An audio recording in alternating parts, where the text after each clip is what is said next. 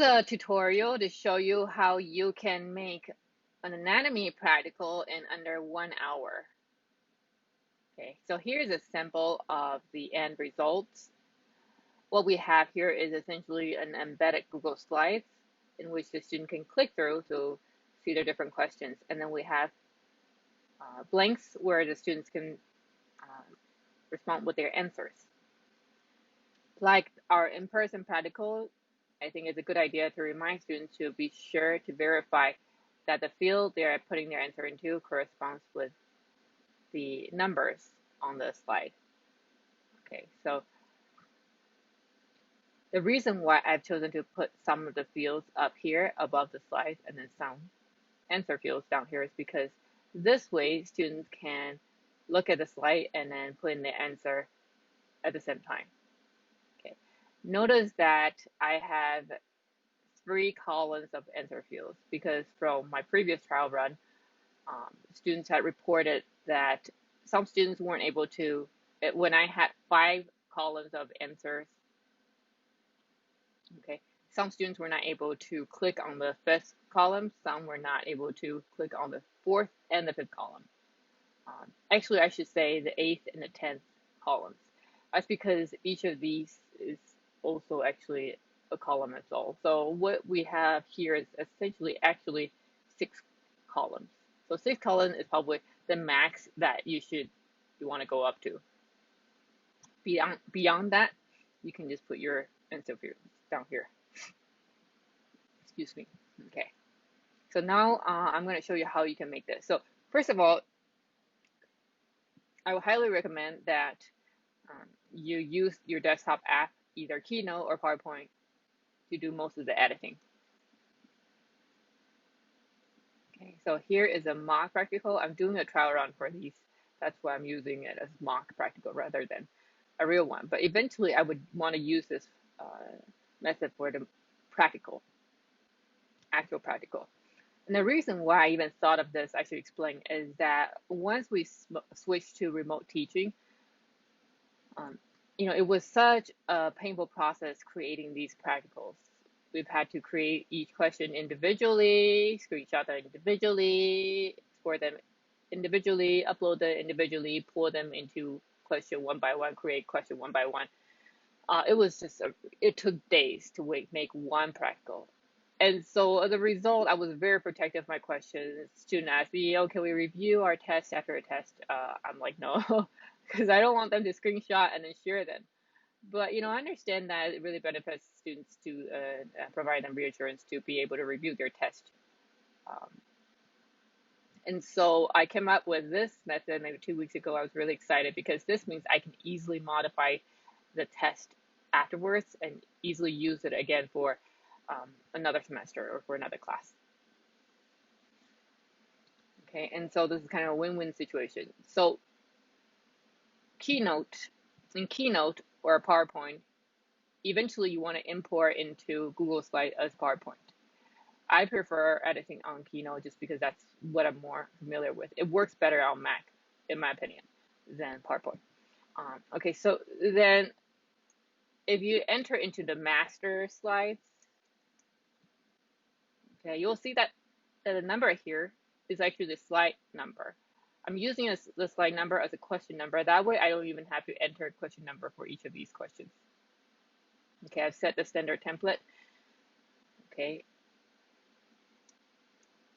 And then you want to make sure this is wide enough because otherwise when you import a Google Slides, it's going to come out like this. Okay. Okay, so anyway. You also want to hide or skip the questions or skip the slides that you are not using, because you'll see then they will not, the question number will not keep increasing. But eventually when you import it or after you import it onto Google Slides, you want to make sure this is actually the first slide, because for some reason Google Slides will count the slide number on all these slides, regardless of whether it's hidden or not. Okay, but I've kept these slides in here because eventually I may want to use these for new test questions. Okay, when I do, I can just unhide them or unskip them and then drag them up Okay. So anyway, so I make my questions. I have arrows down here, which I copy paste onto each of these slides, and I can just drag them up, change the question. And I can still do this once I import it onto Google Slides. But I like to do most of the editing here because it's easier. And I know the keyboard shortcuts for this desktop app. In either case, if you use Keynote, you have to first import, or you want to first export it as PowerPoint. So click on File, Export to, and PowerPoint. If it's PowerPoint, you can just keep it as PowerPoint, okay? And then, assuming you're using Chrome browser, which is my favorite browser, you can then, into the search bar, just type in slides.new. Okay, I think this only works for Chrome browser. Otherwise, I think you can go to slides.google.com, I believe. I'm not sure. But here's what you see. And then to import the slides, click on File,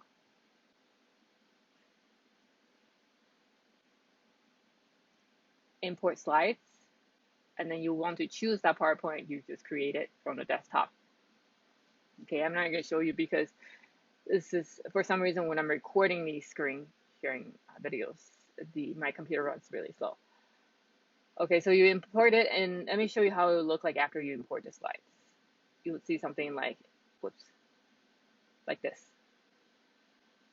Okay, here you can still do some editing, but there's one tricky thing I want to point out is that if you, let's say you decide to edit the master layout, okay, and then you reapply it, for some reason it will distort these images. I think it stretches to fit or something. So that's another reason why I recommend doing most of the editing on desktop. Okay, because if you ever need to change anything major and apply it across all the slides, it may twist a distorted image. Okay, but otherwise you can still edit all these here. Okay, you can still edit all these here. These are all still here. Okay, this way, every time after a test you want to change the question for a next test, you can just come here, drag things around, okay, without having to create new tests. Okay, and then down here, you see I have some images I can drag up. I can just right click and skip slide and drag them up. So we see this is the issue from the previous import that I mentioned previously. Okay, so once you're done editing, you're ready to embed your Google Slides. Click on File, Publish the Web, go to the Embed, and then select a small, because the small is plenty big. If it's too big, students won't be able to see the answer fields when they're looking at the slide. Okay, and then change this to every minute. I wouldn't want to check this or this just because I think it's better if students are able to kind of constantly control the pace they want to go at. So I just copy this. You want to copy the embed code. And then, okay, let's see.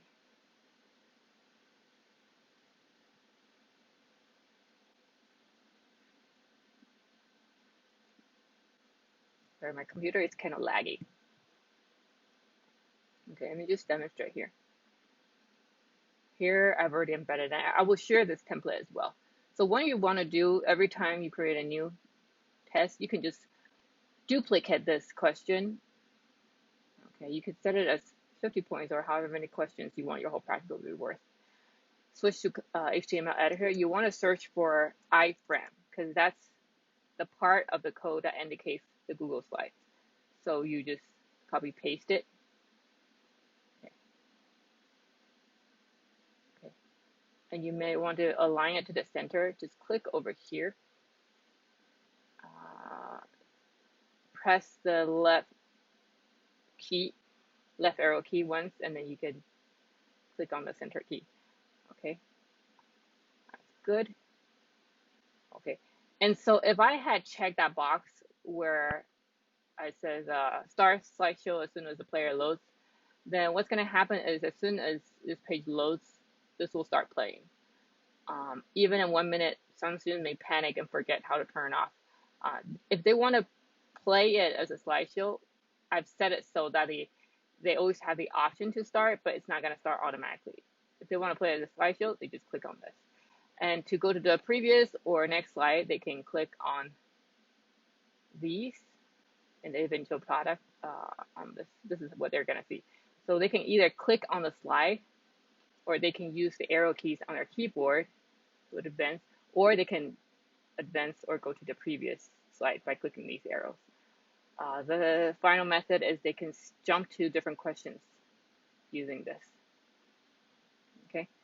I would ask students not to use these functions just because in a proctored setting, clicking those things may be marked as trying to exit out of the test and then get them locked out. Okay. Once again, you want to make sure you don't have too many columns because some students may not be able to enter their answers and they may freak out. Okay. So this way they can look at the slide, enter in their answer, okay, and then they can click, go to the next question. Okay. Now, yeah. So this is all I have to say about how to make the practical in under 1 hour. Next, I want to show you how you can actually grade these tests very quickly, faster than you can with SpeedGrader, at least for me. Okay. So on the quiz page,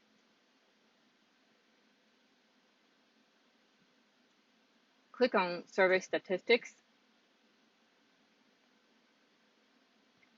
Up here, you're going to see Student Analysis. Download that file. It's going to be downloaded as a CSV file. Okay. Okay, it's going to be something like this. I've already in the first column that shows the student name and their SID. Okay, so you'll see that here we have the student's answer as well as whether or not they receive credit for it. This is a quiz I'm grading. This is actually doesn't correspond to this specific practical, but for illustration purposes, we'll use this. So 0.5 points actually for this specific quiz is full credit. So I can just skip all those cells. I don't even have to look at the student answer for those cells where the student already got full credit. I just have to look at the ones where student did not get full credit, either partial credit or 0, and then see whether or not I decide to issue credit for those. If I do, then I just enter 0.5. Okay, and so I would do that. And I think what helps is I like to enter my correct answer on the first row.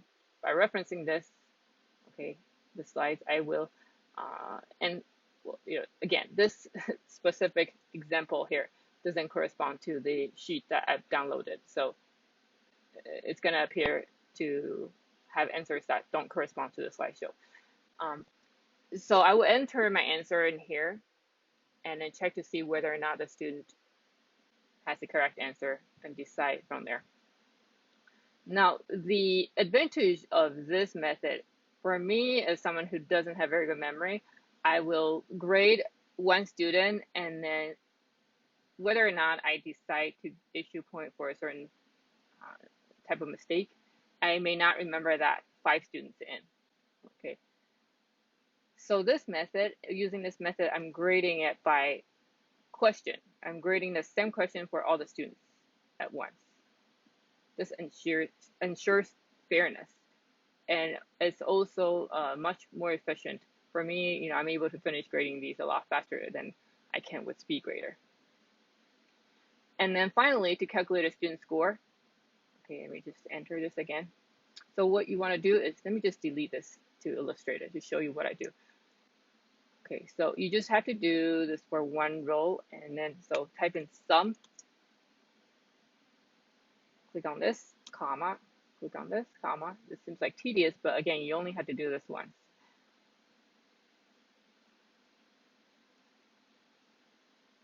Okay, and then close parenthesis. You got the score, and now you just have to drag this down. Now you will have the score for each of those students. Okay. I hope that video made sense, and if you have any questions, please don't be afraid to let me know.